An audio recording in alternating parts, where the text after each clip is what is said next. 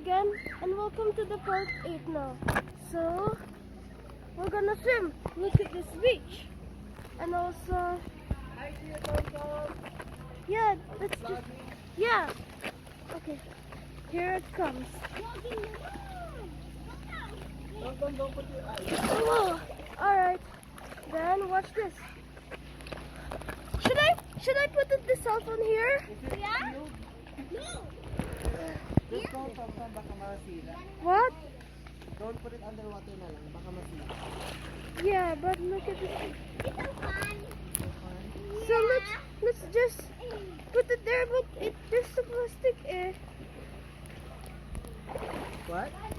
So there. Baka masira compound.